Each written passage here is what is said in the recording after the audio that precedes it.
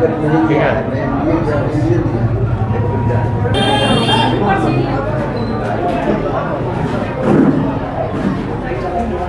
जयनगर में आप विधिवत उद्घाटन इस कार्यालय का किया है, तो इससे और नामांकन भी करवाया, तो इस क्षेत्र के लिए आप क्या करने वाले हैं? इस क्षेत्र के लिए मैं तो पूरा बता चुका हूँ। इस क्षेत्र में जो भी कमियां हैं, बेसिकली अस्पताल के लिए मेरा ये योजना है, और मतलब कि शिक्षा में विद्यालय जो भी है, मैनेजमेंट को स्कूल कॉलेज नहीं है, फार्मेसी कॉलेज नहीं है, ये सब छोटी छोटी चीज़ें हैं। तालाब मिट्टी से भरा हुआ है, सबसे पहले मैं उसको ठीक करवाऊँगा। नहर है तो पानी नहीं है, मैं उसकी व्यवस्था करवाऊँगा। पार्क बनवाऊँगा, उसके अंदर में हम जिम लगवाएंगे बच्चों के लिए। मैंने कहा मैं झंझारपुर क्षेत्र को दिल्ली बनाऊंगा, और झंझारपुर क्षेत्र को मैं एक मॉडल बनाऊंगा पूरे इंडिया के लिए, पूरे बिहार के लिए एक ऐसा मॉडल। फिर अपने आप सारे एमपी लोग हमारे नकल करेगा, और पूरा बिहार जो है वो बदल जाएगा। अगर हम झंझारपुर बदलते हैं तो लोग बाग जो अल्लाह का मान है, दूसरी पार्टियों का है, जो सत्ता में जो भी गवर्नमेंट आएगी उसके लिए एक चुनौती होगा, और उसके मुंह पे तमाचा भी होगा। तो वो लोग मजबूर हो करके पूरे बिहार को सभी लोकसभा का सीट, जितना 40 सीट है, 40 पे ये काम होगा। और मुझे उम्मीद है कि मेरा मॉडल देख करके सबसे पहले बिहार बदलेगा, और बिहार के साथ साथ दूसरे स्टेट में भी हर एक लोकसभा का सीट में ऐसी बदलाव आएगी। ये मुझे ऐसा लगता है। आपके टक्कर में इधर एक तरफ से गुलाब यादव जी है, एक तरफ से रामप्रीत मंडल है, और एक तरफ सुमन राशिद, तीनों टक्कर में है, तो आपको क्या लगता है? देखिए, गुलाब यादव, उसकी बैकग्राउंड देखिए, मेरा बैकग्राउंड देखिए, आप पत्रकार हैं, उसका बैकग्राउंड नेता, मैं तो नेता हूँ नहीं, मैं ज़्यादा नहीं बोलूँगा। आप खुद समझ सकते हैं कि लोग इसको क्यों लाइक करेंगे।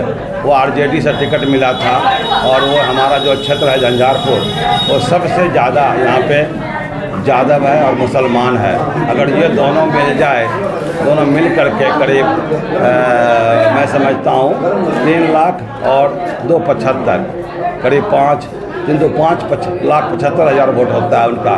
केवल दो जाति मिल करके जो लालू जी MY करते हैं, उसमें भी भाई साहब 2.5 लाख वोट था, और करीब 3-4 लाख वोट से हार चुके थे। कोई कंपेरिजन नहीं था। इस बार भाई साहब आए हैं हाथी पे चढ़ करके। अब हाथी पे चढ़ के आए हैं, अब किस पे चढ़ के विदा होंगे मुझे नहीं पता। ठीक, वो तो मैं कुछ नहीं कहना चाहता हूँ, ज़्यादा कमेंट नहीं करना चाहता हूँ। जहाँ तक रामप्रीत मंडल को तो लोग माँ बहन की गाली देता है, जूते से मारना चाहता है। रामप्रीत मंडल का अगर इतना ही, अगर इसमें थोड़ा भी शर्म है, थोड़ा भी दम है, बीजेपी के मोदी जी कंधे पर बैठ के कूद रहा हो, तो जाके कहीं भी किसी मोहल्ला में पैदल चल के दिखा दे, दिखा दे।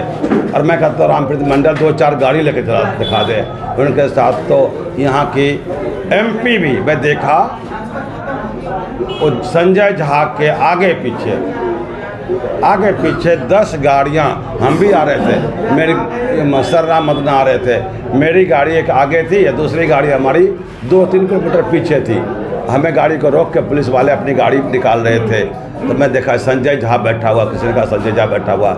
एक MP, राज्यसभा के MP के लिए इतना दुरुपयोग, पावर का दुरुपयोग हो रहा है, जिसके काफिला में 20-30 गाड़ियाँ चल रही है।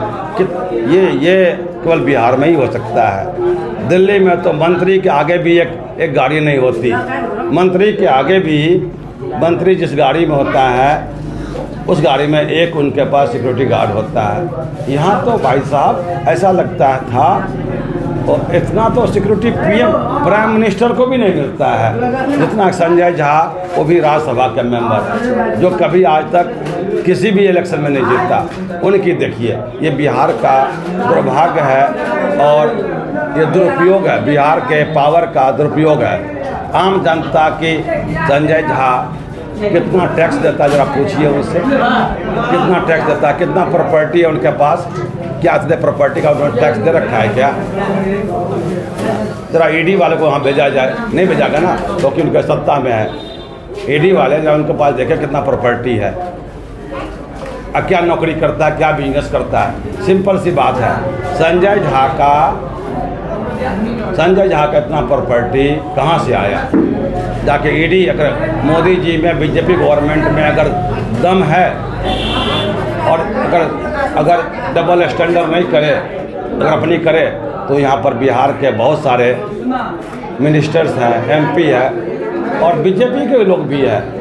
मंगल पांडे का उनकी प्रॉपर्टी का इन्वेस्टिगेशन कराए, भेजे ईडी को, इतना दौलत कहाँ से लाया और आखिर क्या करता है, कौन बिजनेस करता है, कौन व्यापार करता है, समझ गए? ये दुरुपयोग हो रहा है बिहार के अंदर में, और मैं क्या बताऊँ सबको। सर, झंझारपुर के लोग, झंझारपुर की जनता आपको अगर मौका देती है तो पहला कार्य आप झंझारपुर की जनता के लिए क्या करना है? झंझारपुर की जनता का जो सबसे कम टाइम में हो सकता है, जनता देखेगी ना काम हुआ कि नहीं हुआ, तो हमारे लिए सबसे कम टाइम में जो काम है, छोटा काम है, फ्रॉम फर्स्ट डे, पहले दिन से मैं सबसे पहले इनका जितना भी तालाब है, वो मैं तालाब का मिट्टी खुदा करके, मैं तालाब को अच्छा से घाट बना करके, प्रॉपर महार बना करके, प्रॉपर घाट बना करके, और जो बड़ा बड़ा तालाब है उसमें मैं छोटा छोटा बोट डालूँगा जहाँ बच्चे एंजॉय करेंगे, खेलेंगे, मैं ये करूँगा। उसके बाद मेरा कार्यक्रम होगा अस्पताल का, मेरा कार्यक्रम होगा विद्यालय का, जो कम पैसों में जल्दी हो सकता है, वो हो सकता है फार्मेसी कॉलेज, वो हो सकता है मैनेजमेंट कॉलेज, वो हो सकता है लैब टेक्नीशियन का कोर्स, जो जल्दी हो जाए ताकि जनता को दिखाई दे। अस्पताल बनाने में हो सकता है 4 साल लग जाए,